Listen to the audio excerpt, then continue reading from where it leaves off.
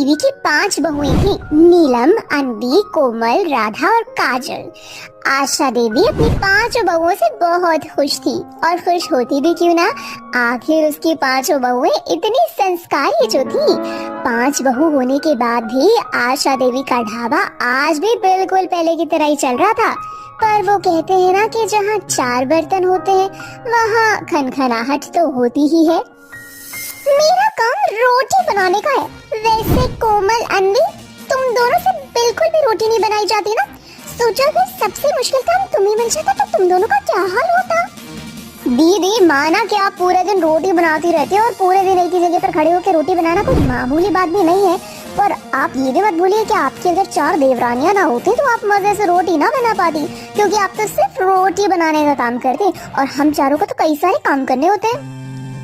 अच्छा ठीक है, अगर इन छोटे मोटे कामों को तुम काम की गिनती में गिन रही हो तो हाँ, कर लेती हो तुम चारों भी थोड़ा बहुत मेहनत का काम। खैर, मैं तो चली अपनी रोटियां बनाने। नीलम पूरे दिन अकेले खड़े होकर रोटियां बनाया करती थी और किसी भी कस्टमर की शिकायत नहीं आती थी। इस बात का घमंड नीलम को काफी ज्यादा था और इसीलिए वो अपना घमंड हर किसी को दिखाया करती। पर आशा देवी की बाकी 4 बहुओं में जरा भी घमंड नहीं था। हालांकि आशा भी नीलम की इन हरकतों से परेशान हो चुकी थी। ऐसे ही एक दिन अनबी, कोमल, काजल और राधा से बोलती है, कोमल, राधा, काजल, नीलम दीदी का घमंड तो बढ़ता ही जा रहा है। कोई ऐसा ना हो कि दीदी का घमंड एक दिन इतना ज्यादा बढ़ जाए कि हम 5 बहुओं में तकरार हो जाए।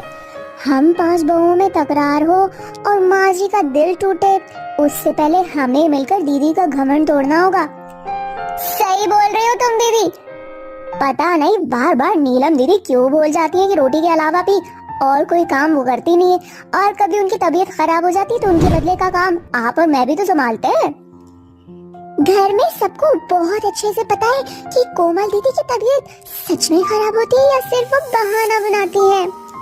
इस तरह से अब आशा देवी की चारों बहू नीलम को रास्ते पर लाने का एक प्लान बनाती है। अरे बहुओं, कहाँ रह गई आज? सुबह के 6 बज गए, ढाबा नहीं खोलना है क्या?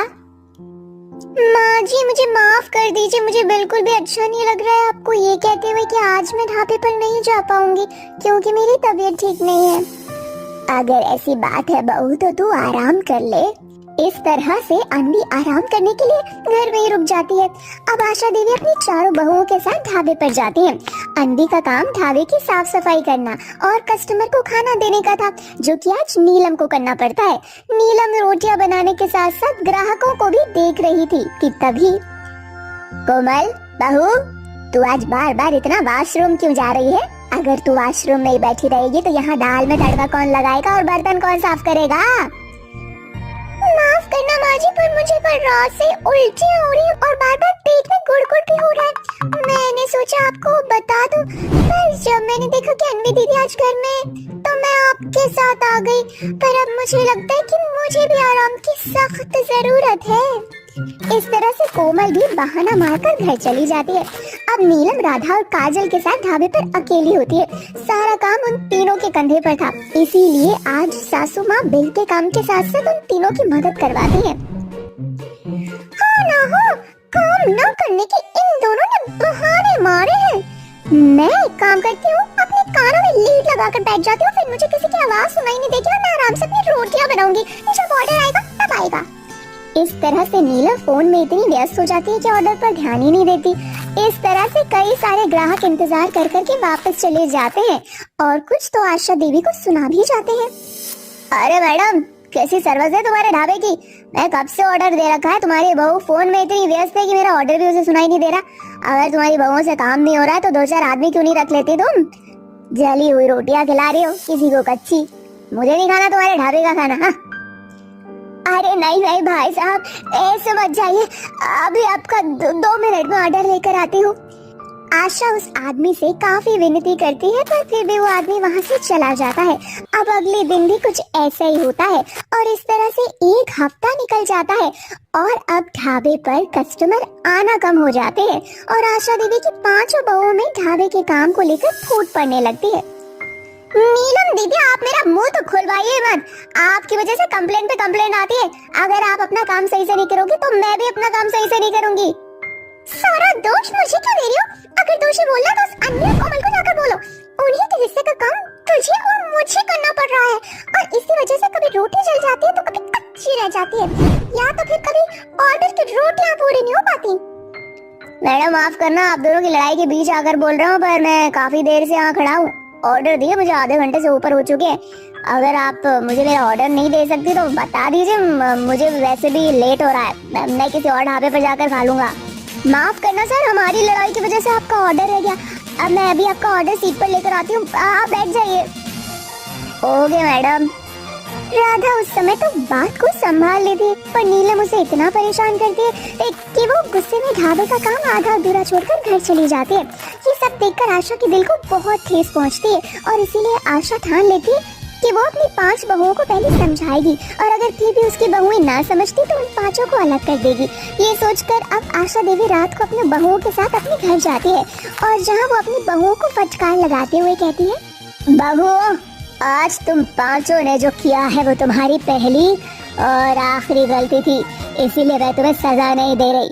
पर अगर आगे से तुम लोगों ने ऐसा कुछ भी किया तो मुझसे बुरा कोई नहीं होगा। माँ जी, कैसी गलती? मैंने तो कुछ नहीं किया। अब बेकार ही अन्वी और कोमल का गुस्सा मुझ पर उतार रही है। अभी तो तुम चुप रहो नीलम, सारी गलती तुम्हारी है। तुम्हें ही लाइन पर लाने के लिए अन्वी और कोमल ने ये फैसला लिया कि वो आज ढाबे पर नहीं जाएंगे। उन्हें लगता था कि जब उनके हिस्से का काम भी तुम कर लोगे तब तुम्हें अकल आएगी, पर तुम्हें अकल आने की बात तो दूर है, तुम्हें तो अपनी गलती का एहसास भी नहीं। तुम जानबूझकर फोन काम के समय चलाती हो, वो भी कानों में लीड लगाकर, ताकि कोई कस्टमर तुम्हें डिस्टर्ब न कर सके। इस तरह से तुम अपने काम से तो बच गई, पर तुम नहीं जानती कि मेरा कितना नुकसान हुआ है। हमें माफ कर दीजिए माँ जी, हम ये गलती अब कभी दोबारा नहीं दोहराएंगे। मैंने तुम 5 को माफ किया, पर अगर अब से कभी ऐसा हुआ तो मैं भूल जाऊंगी कि तुम 5 बहुओं ने कभी मेरा ढाबा संभाल रखा था। अगर फिर तुम में से किसी ने इस तरह की हरकतें की तो मैं तुम्हें ढाबे के हिस्से से बेदखल कर दूंगी, समझी? आशा का ये फैसला सुनकर उसकी 5 बहुएं लाइन पर आ जाती हैं, जिसके बाद नीलम कभी भी अन्वी, कोमल, राधा और काजल के साथ हरकतें नहीं करती। अब नीलम भी मन लगाकर ढाबे में अपना योगदान देती है, और इस तरह से एक बार फिर आशा का ढाबा अच्छे से चलने लगता है, वो भी बिना किसी शिकायत के। आशा देवी की 5 बहुएं थी, नीलम, अन्वी, कोमल, राधा और काजल। आशा देवी अपनी 5 बहुओं से बहुत खुश थी, और खुश होती भी क्यों ना, आखिर उसकी 5 बहुएं इतनी संस्कारी जो थी।